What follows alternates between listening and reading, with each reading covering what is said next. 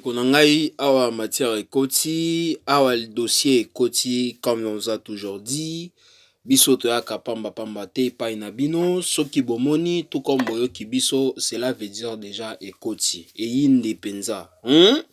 Toye kolala kolamuka kaka boye, rebo chulo, moto ezopela, rebo akufi, est-ce que, rebo, asali accident, est-ce que, le rebo, azuma matanga, est-ce que rebo babomi est-ce que rebo bakangi hein, to landela hein, to rester coaché jusqu'à la fin pour que to yeba réalité zanini kaka ndenge bo moni bo tali yango na miniature. Donc bo landela penza du début jusqu'à la fin, bo liker, bo partager, bo commenter, bo landela situation malembe malembe. Voilà bandeko nanga, j'espère très bien que biso tout Olanda qui a likambo ya Rebo Chulo. Rebo Chulo, et cela fait même, si je me trompe, un mois déjà. Tout le monde a qui ba vidéo moko esakilaki Rebo Chulo azalaki na ya kofanda na pembeni na ye bezaki 3 ou 2 militaires na ba 2 civils. 2 militaires wana ebando beta fimbo mutu moko azalaki kolala na se. Bon likambo wana penza mutu na mutu ayaki kotia bavi na ye toyebaki nanu réalité penza ezalaki nini. À un moment donné, 2 semaines après l'histoire wana tobosanaki yango. Lelo likambo wana ezongi. L'état azelaka oyo batu bango tu babosani eloko mo boye pour que ye atelema. Voilà, bonjour, bonsoir et surtout bon après-midi. Comme je l'ai toujours dit, cela ne dépendra qu'à l'heure à laquelle vous allez nous suivre. Bienvenue encore une fois Balandina Biso Yakala, bienvenue Balandina Biso Yasika ya chaîne Biso Ines NM officiel. Tozo souhaitez Binokaba, bienvenue et surtout de partout où vous êtes en train de nous suivre. Soyez le bienvenu, likez, partagez, commentez, cela nous fera énormément plaisir. Sans oublier, si c'est toute ta première fois, Yakolanda chaîne Nabiso Ines NM officiel, je vous prierai toujours de vous abonner. Et n'oubliez pas toujours, surtout, cliquer dans la notification, comme je l'ai toujours dit. Malamu yangonga notification zalaka à chaque fois que Ines NM officiel a kobando publier ba vidéo ya sika. Bozala notifié na système moko ya propre na système moko ya kitoko. Alors to évoluer na dossier na biso, to évoluer na situation je m'excuse. O ememi encore une fois biso epai na bino situation Rebo Chulo au procès, Rebo Chulo aux arrêts. Bande konangai Rebo Chulo kaka ndenge je na bando expliquer bino azalaki ya kofanda na ye et puis toye tomoni kaka boye et puis toyebaki clairement eza nini elekaki wana. Alors naotiela bino audio moko boye toyokana na audio wana avant na tia analyse et puis je vais vous revenir juste après pour l'analyse hein. Restez scotché. Il y a bien ezoya na ko expliquer bino malembe. Voilà toyoka audio oyo na mokuse na lingala otombosi basoda bazala mosala na bango opesi bango mosala mosusu oyo esengeli te bazwi mwana mboka Sadisa Kasai Platini po ayibi biloko na yo bazwi ye bakepa na yo bapeti ye fimbu bapesi ye pasi kasi tango ezo salema ufandi ondimi yango oencourage yango na mokanda ya ministère public eza mbeba oyo epekisami na buku ya mobeko babengi na lopoto code pénal militaire na article 88 oyoki nayoki chef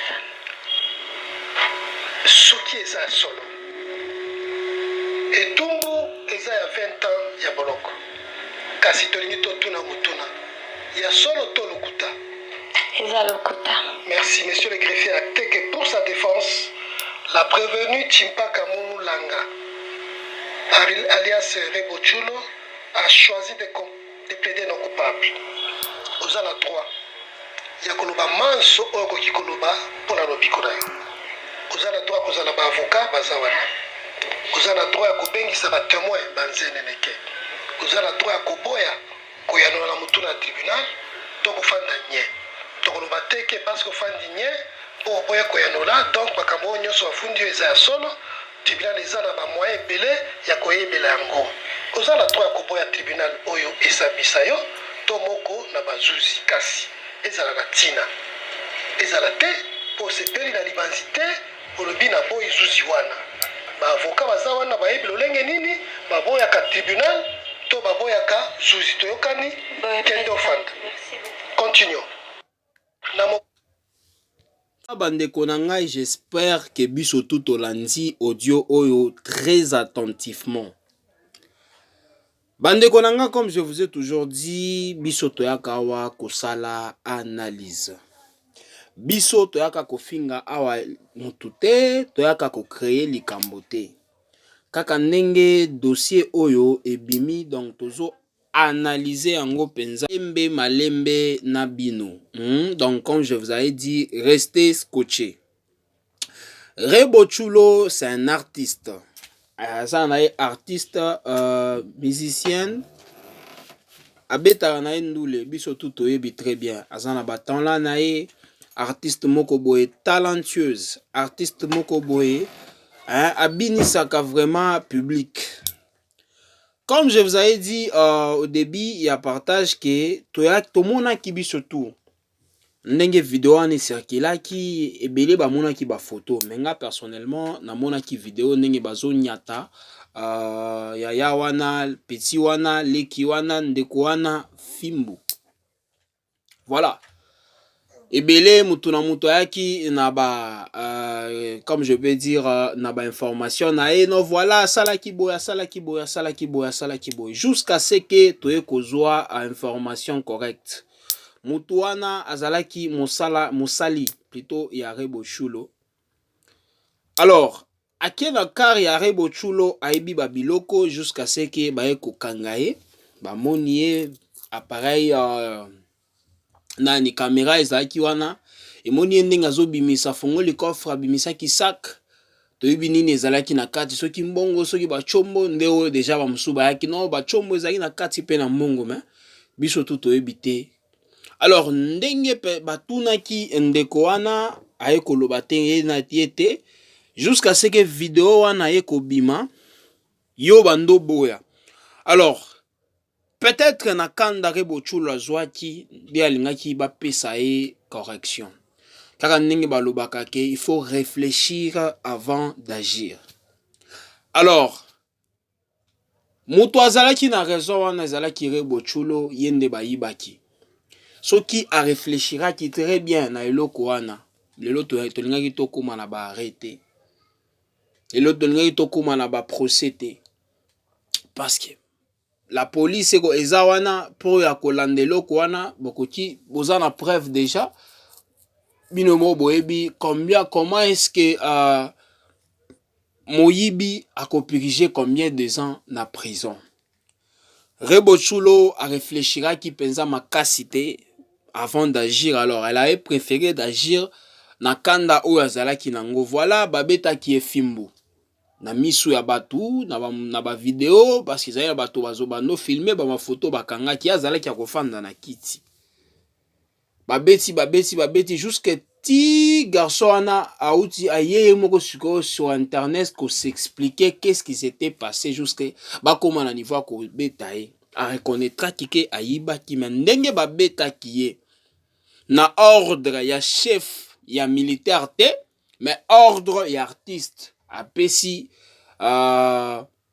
ordre ba policier pour que ba betaye yango ekomeli lelo Rebo Chulo likambo. Bandeko na ngai, nos artistes musiciens à un moment donné il faut boye baka nini bo salaka kozala artiste yebake ozana carrière na yo molai na kilelo oyo ba artiste belé mutu na mutu azoboma carrière na ye na ndenge na ye. Ezala ba mususu na ye peut-être abandolinga kaka mbongo akomi na mbongo yo wana bandi via luenge akomi oyemba ba contrat e bandi akomi ozo ba mbongo jusqu'à ce que carrière esili a dépensé ba mbongo na ye ti tala esili ba contrat esili akomi na histoire eza na ba mususu oza nde na ebandeli mbala moko ozolinga bya kosimba liboma carrière esili ba mususu pe eza ba situation oyo lelo Rebo aza koyeba ko garder colère na yo te koyeba ko contrôler plutôt colère na yo te lelo Rebo yeyo na procès biso tout olandi très bien monsieur le président monsieur le juge alobi na eloko oyo Rebo asalaki ya kopesa ba ordre ba soda pour que baya ba beta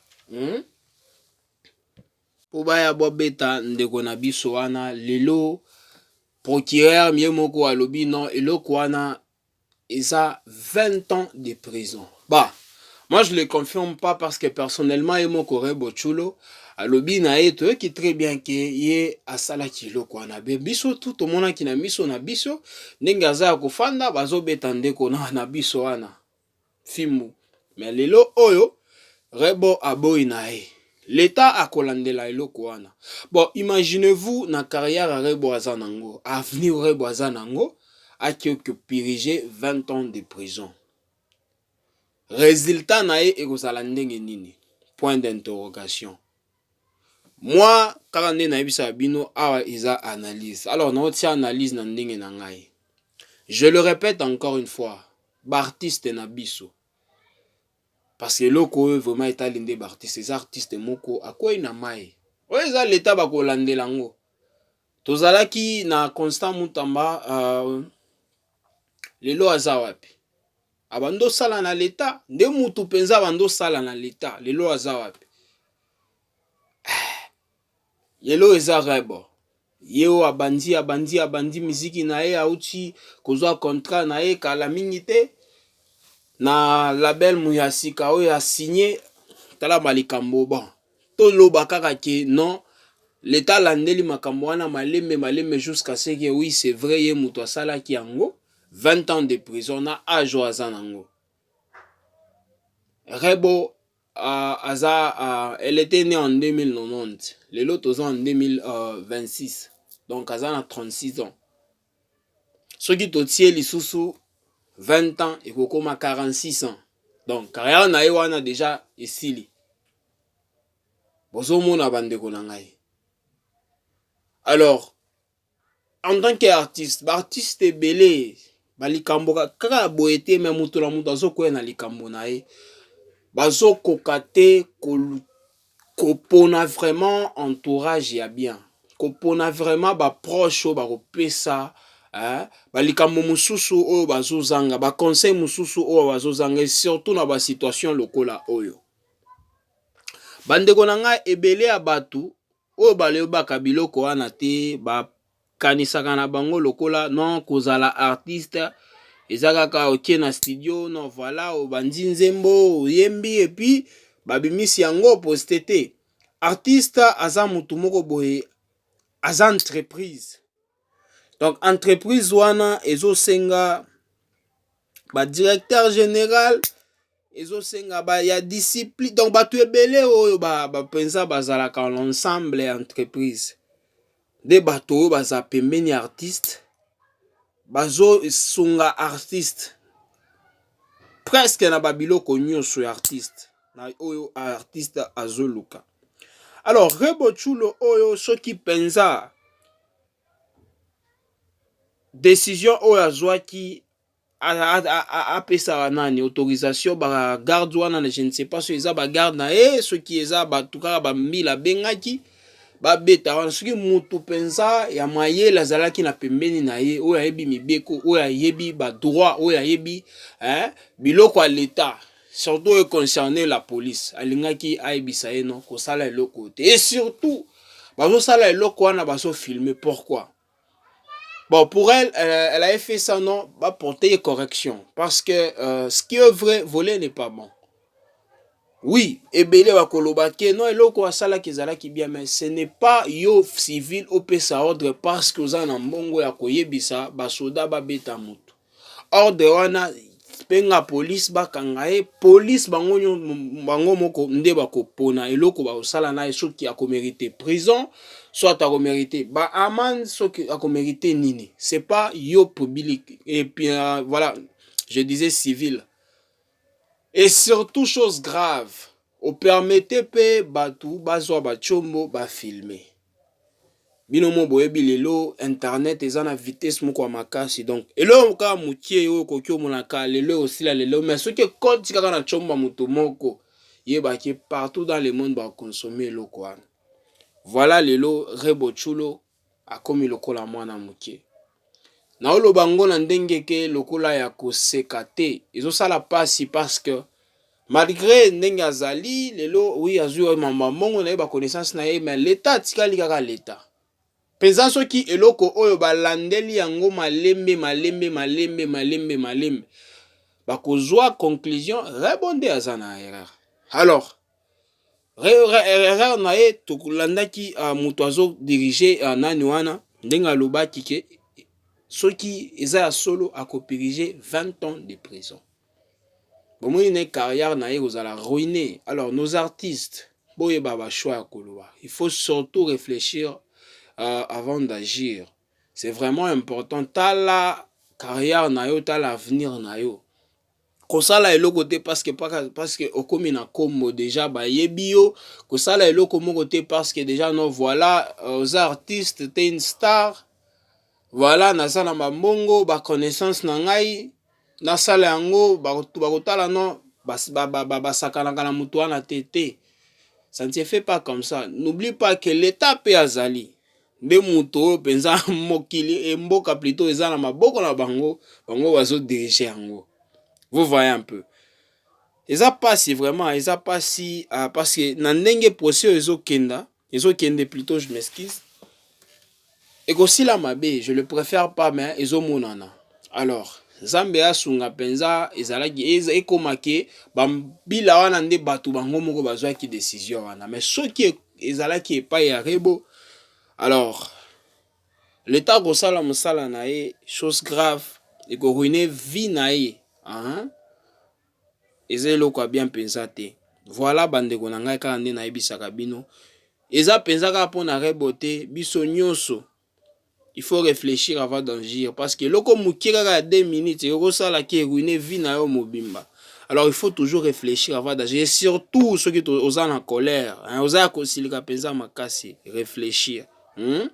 Et ko aider yo lobby mutu na mutu azwaka conseil na ndenge na ye kaka ndenge ezalaka.